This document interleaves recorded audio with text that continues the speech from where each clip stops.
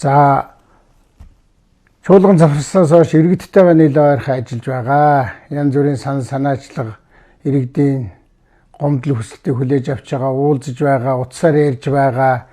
За нэг 200 гаруй хүнтэй утсаар ярьсан шүү. За одоо тэгээд нэг утсаа үлдээсэн хүмүүсийн зарим нь бол утсаа аваагүй. Би нэг 75 та номероос нэг төр дугаар аваад ингээд залгасан байгаа шүү. Тэгээ одоо үнэхээр шаардлагатай гэж байгаа бол та бүхэн дахиад утсаа үлдээгээрэй. Энэ өнгөрсөн 7 хоногт бас юу болсныг би сайн мэдсэнгүй. Ер нь над руу одоо хандсан хүмүүс ихэнх нь таны талаар одоо хар бараа мэдээ бодвол одоо гүтгэлгийн мэдээнүүд л яваад байх шиг байна. Та нэг хариу мариу хэлдэг юм уу тэгээд их. Одоо би 12 оноос эхлээд Монгол Улсын ерөнхий сайд болсноос эхлээл ийм хар бараа юмд одоо дандаа хар банаараар одоо будаж гүтгэх доромжлох ийм ажиллагаа бол данд байнга л явдаг байсан. Энэ бас учиртай шүү.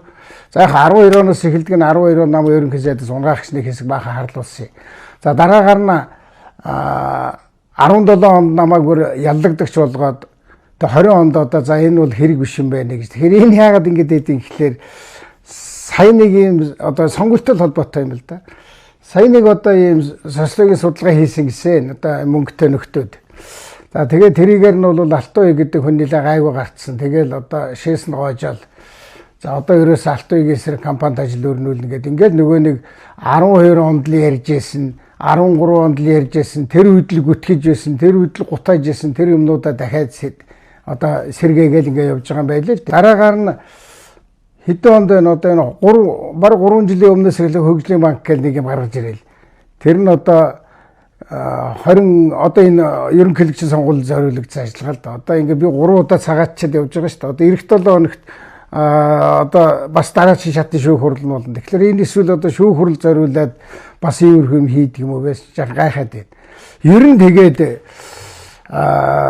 би одоо энэ шудраг басны төлөө их юм хэлдэг. Дээр нь монголчууд одоо Монголдо сайхан амьдрах ёстой.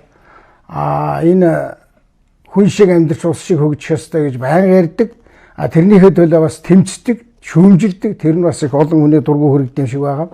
За тэгээд хэлмэгддэг.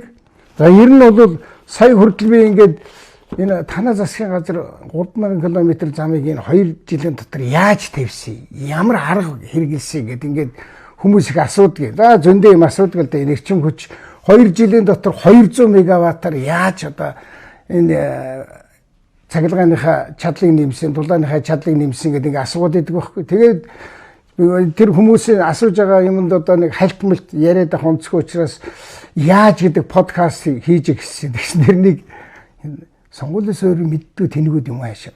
Тэрнийг нь одоо ингээ ерөнхийлөгчийн сонгуул зориулаад Алтуйг ийм хийж ийн гэж ингэж хүртэл одоо ярих юм да. Би нэг юм хэлье. Манай монголчуудаа. Энэ засгийн эрхийг яах гэж авдаг юм бэ?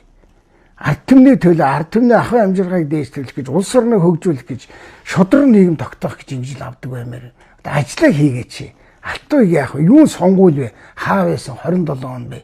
Би нэг өөр нэг цаг нээ гэж бодож байна. Тэгээд тэрэн дээр энэ одоо шудраг улсын хонгил гэж ирнэ яаж ажиллаж ирсэн? Яаж хүний хэлмэгдүүлдэг? Яаж хүний эхнэрийг яаж хэлмэгдүүлдэг?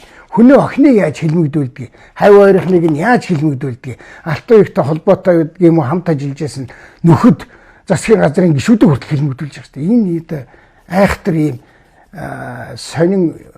сонирч ухт их муухай юм болоод. Одоо ингээд нэг яаж гэдэг нэг дахиад нэг подкаст эхлэх юм шиг байна. Одоо энэ дотор ингээд байж байгаа шүү дээ. Намайг ерөнхий сайд байхад миний охиныг 3 сар авилгах тэмцэх газар шалгасан шүү дээ. Тэгээд дараагаар нь за юмгүй байна.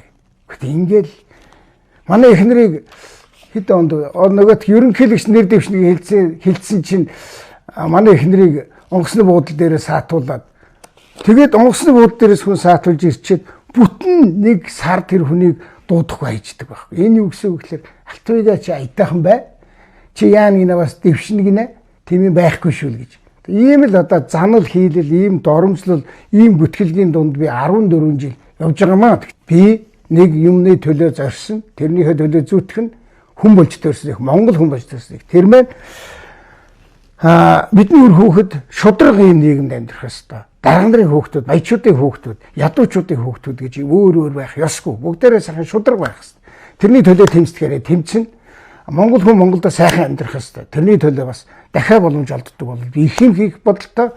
За дээр нь хүн шиг амьдрч монгол хүн улс шиг хөгжиж явах ёстой. Манай Монгол улс. Энийг төлөө зүтгэнэ. Хийнэ.